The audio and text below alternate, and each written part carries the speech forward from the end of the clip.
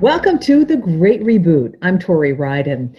Springtime, college campuses around the globe. Normally a buzz right about now. Students who burn the midnight oil on campus libraries, coffee houses, gathering spaces are realizing the rewards of all of their hard work. For 2020, this will go down as a special year.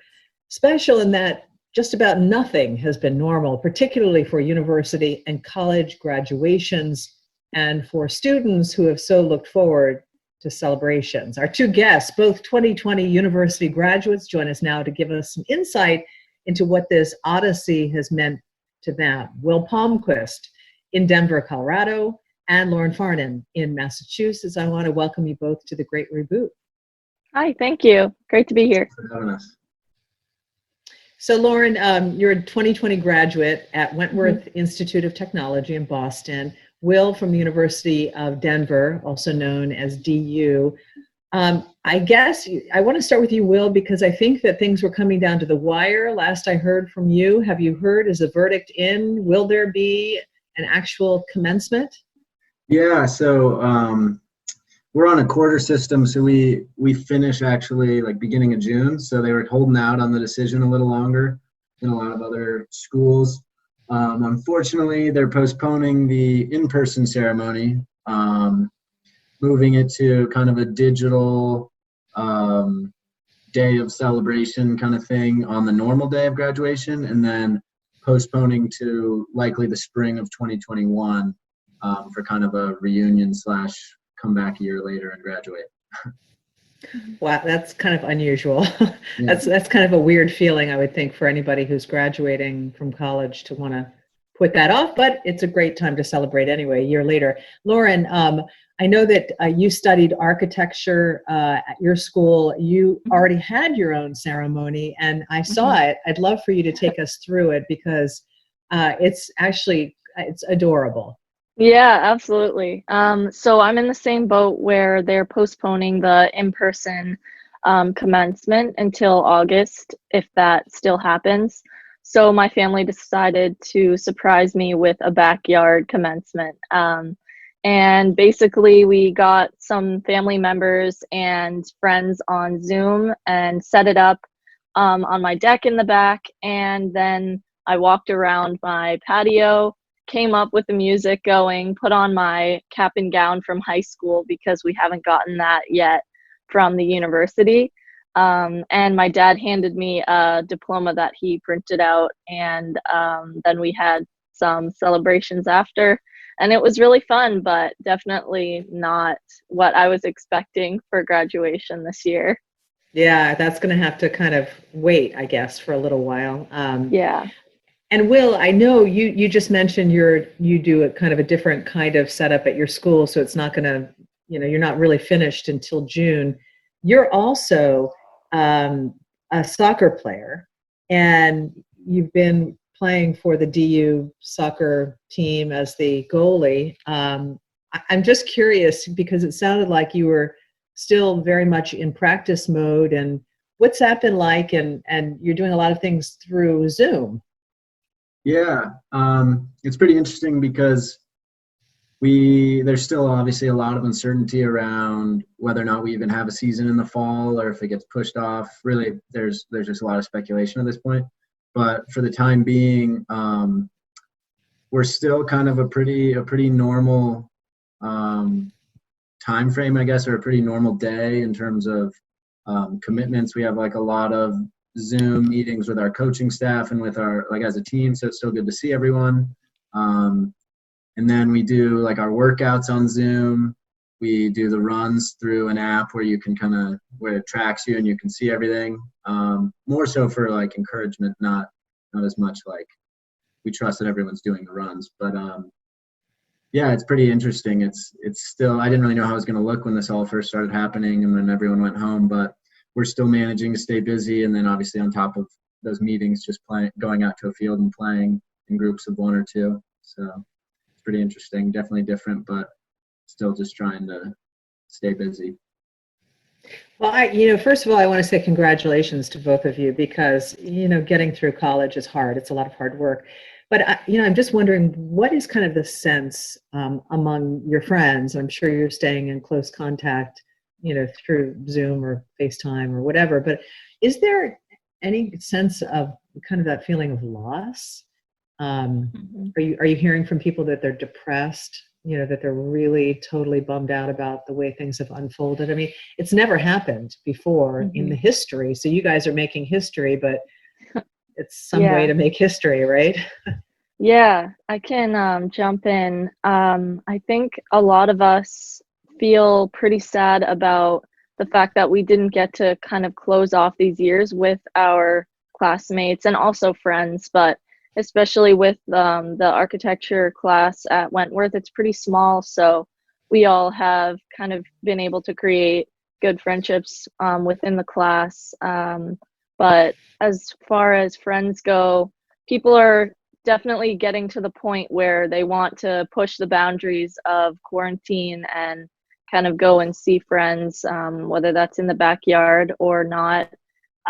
But I think it's starting to take a toll on people's mental health, and it probably did at the start too, but that would be more of a shock factor. So it's definitely becoming kind of a fear that us as graduates will not be able to get jobs or go back to normal life. Luckily, I am not as fearful because I still have another year of my master's degree. So I'm kind of I have that as a safety blanket. But I am a little bummed that I don't have my summer internship this year. So that's a bummer. Will, I see you nodding your head too, because you're in a similar boat to Lauren. But give us a feel. What are people like? What's the feeling like around campus? Because I know playing soccer, you're still there on campus, but everybody else is gone. So just give us a feel, if you would. What's it like there? Yeah, actually, most of our team, everyone kind of went home to their respective states, except my roommate and I are here in Denver, and then some of the other like Colorado guys that grew up in the area. But from a like classmates and non-athletic standpoint, I think there's definitely a sense of disappointment, not only just in, I mean, obviously the ceremony itself is like a nice cherry on top of the whole thing and just a way to close it all out. But a lot of people are bummed just about kind of what that last semester or quarter of your senior year tends to look like, and kind of the saying bye to people and really kind of realizing it's the end, but being able to celebrate that, and have those kind of the last hurrah, fun times, all the like celebrations surrounding just like those last few weeks of the term. And without that, I try not to think about it too much, or like compare, because I know talking to people that did have their graduation or my brother, it's like, oh, that was the best semester of my college experience. So I try not to think about that too much, because it definitely can weigh on your mood and outlook. And I'm sure a lot of people are dealing with that in terms of mental health and just not being able to close out a really memorable experience on a high note. You also explain to us, if you would share with us what you're doing next year. Tell us about your program, if you would. Yeah, I similarly am. It kind of worked out where I was already planning on doing a master's. I just kind of started some of those courses this quarter, but doing a master's in finance at DU, so that puts it off a little more, where I was still going to be around. It's not as much of a factor of I was planning to start a job this summer, which I know a lot of people are dealing with. I mean, you hear about rescinded job offers or delayed jobs. And so that kind of, it made that less of a factor for me.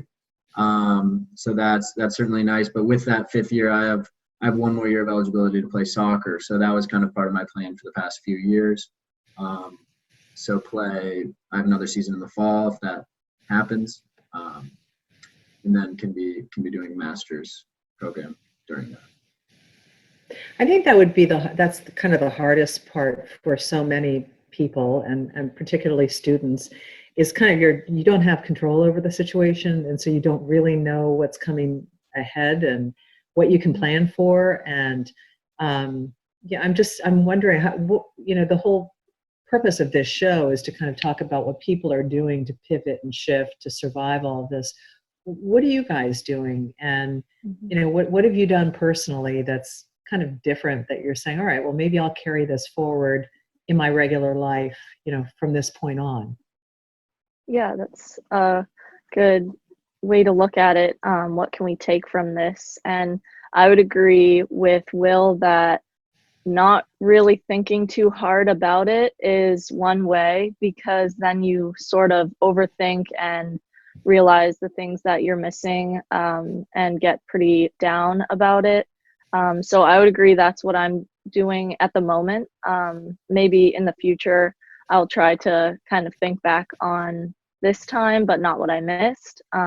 But in the future, I've actually been doing a lot of home exercises, and that's something that I usually wouldn't do. I'd definitely just go to the gym.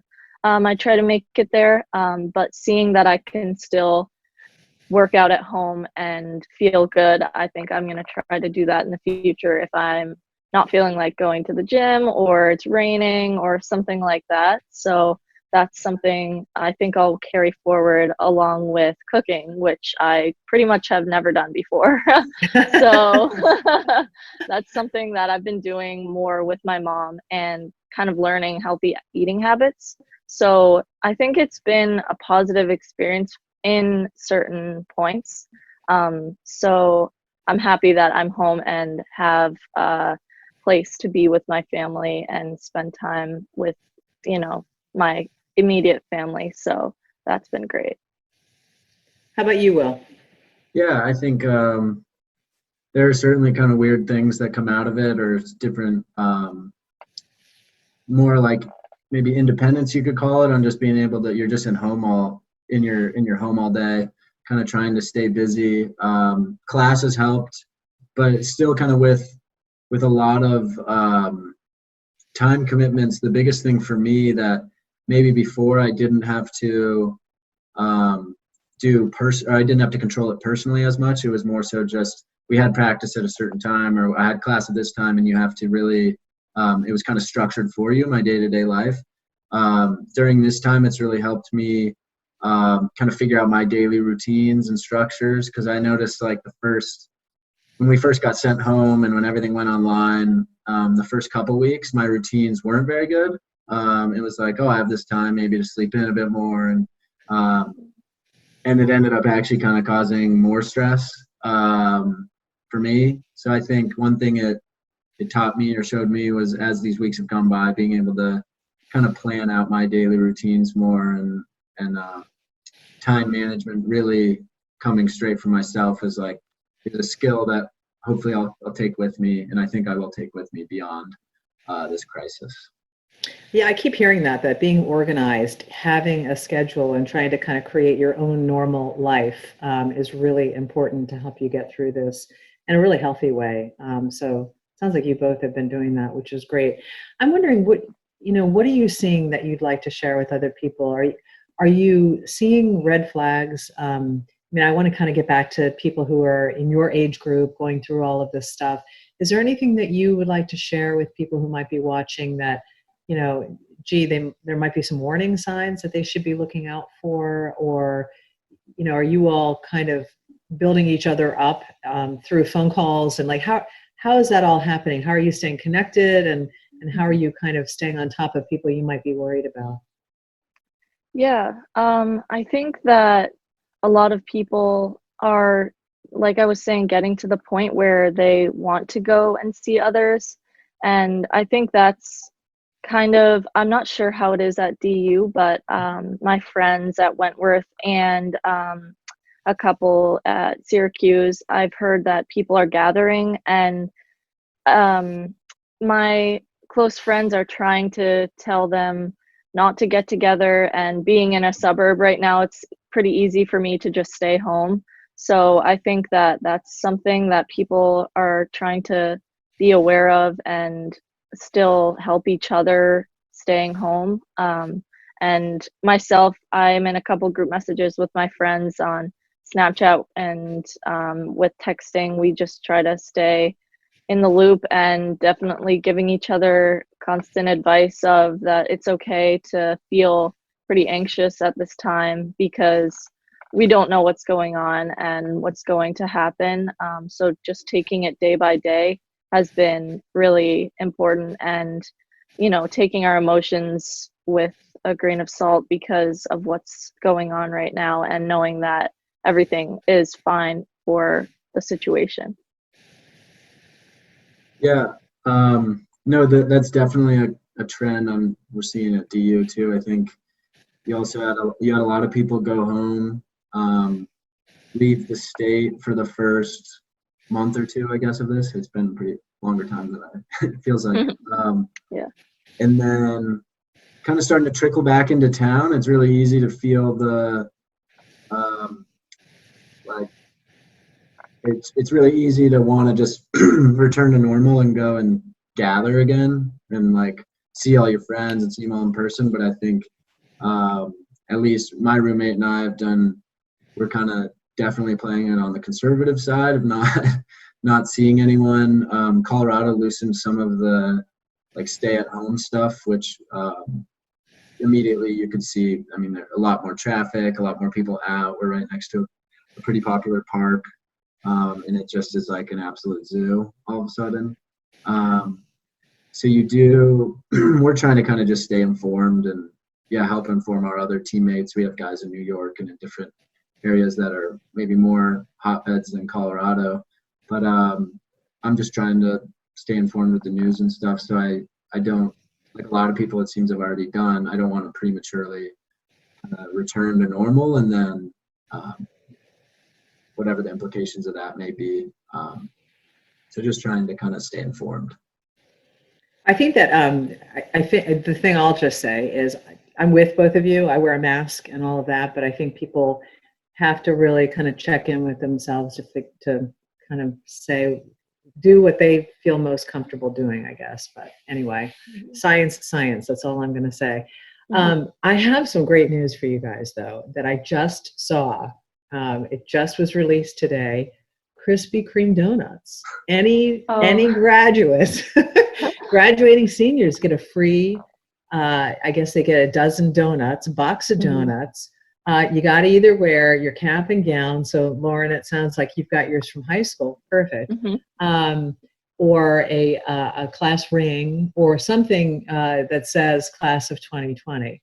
It's happening on May 19th. I do not work for Krispy Kreme, but I feel like we all need to have some kind of positive in this time. And so I just want to pass that on to both of you. I did see that. I screenshotted it. I'm going to try to convince my sister who graduated high school to come with me. You're going to just be, you're going to be awash in donuts at your house. You're going to have to work out like for 4 weeks after you have your box of donuts. It'll be fun. But that's a good silver lining. And there are also, pop-up concerts that are happening.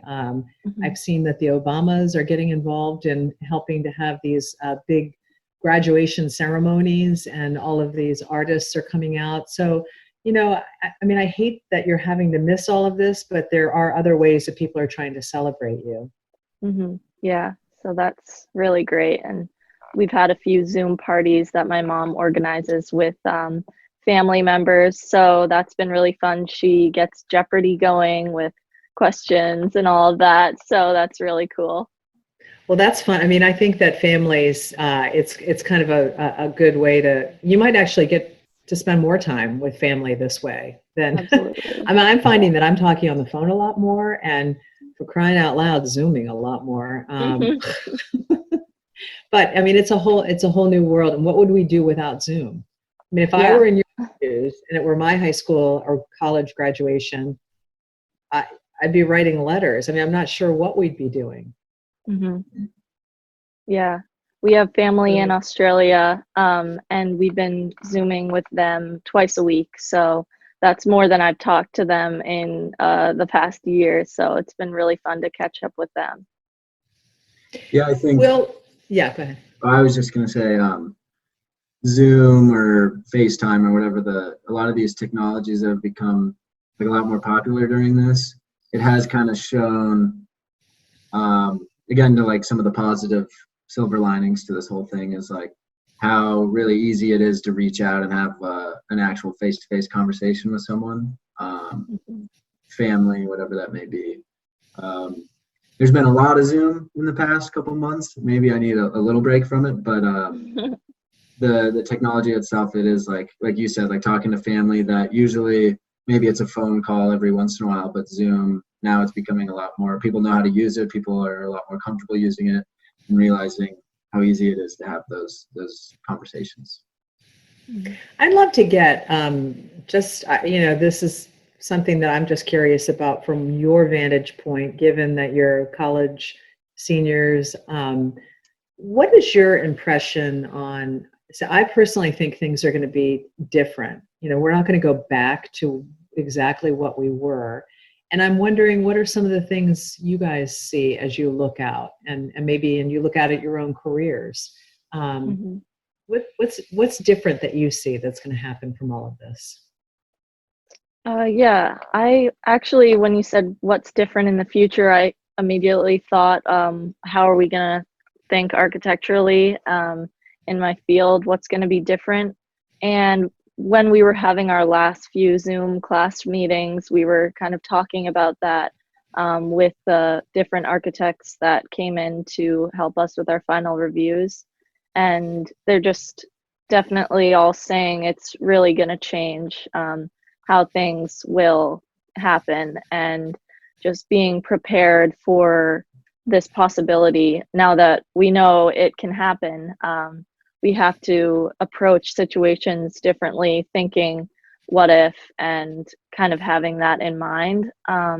Along with, I think our mentality will change just as people. Definitely in the first year, like going to a crowded bar, you'll probably feel pretty uncomfortable. So kind of getting used to that again will be different, but I think also looking at the positives that it's brought, with kind of understanding kind of what's important in life, sort of picking those things. Being home, you kind of have to step back and look at your life as a whole and see what's really important and what do you want to fill your time with. So I think that's something that we'll take into the future for sure, and kind of deciding what's really making you happy and what can you bring and keep in your life. Yeah, one of the things I thought of, I guess from an education standpoint, like college students, I know there's going to be like a ton of change just in terms of how colleges conduct classes in general. I think I have a couple professors who are all about the Zoom online class format now and are like really enjoying it and are saying that they'll incorporate a lot more of that going forward in their classes, whether that's some of their classes are online and then some are in person. And then I have a couple other ones that are a little more resistant to it and really like that in-person class environment, because you can only replicate it so much via Zoom.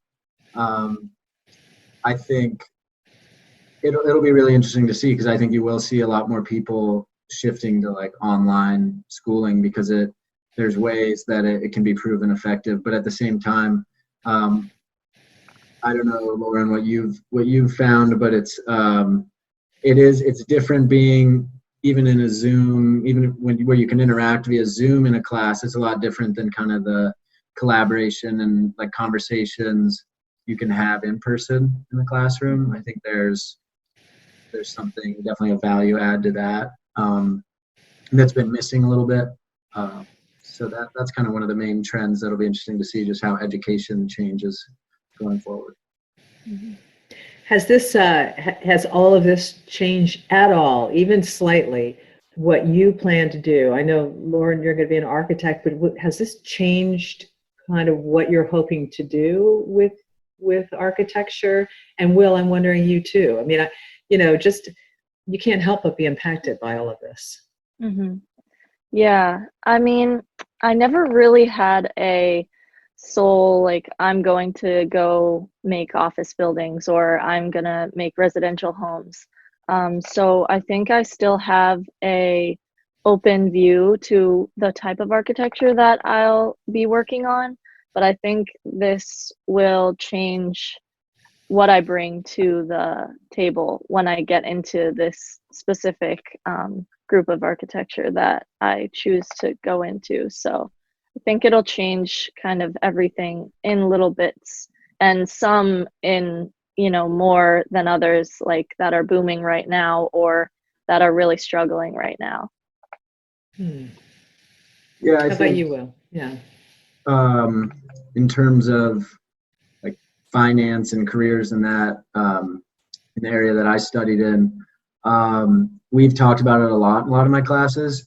There's there are a lot of changes, like from whatever career I would maybe go into, whether it's like if it was analyzing equities or doing something in the stock market. This crisis has completely changed the market. A lot of companies, I mean, for better or for worse, you have a lot of industries that will be fundamentally changed forever. And then you have other ones where it is kind of fun. In some of the classes, we talk about what would be good investment opportunities. You have things that have kind of benefited from the crisis, and not just in the short term, but that will continue to see those changes, like a Zoom or some of these different technology and software platforms that'll continue to be used at much higher levels after all this is over.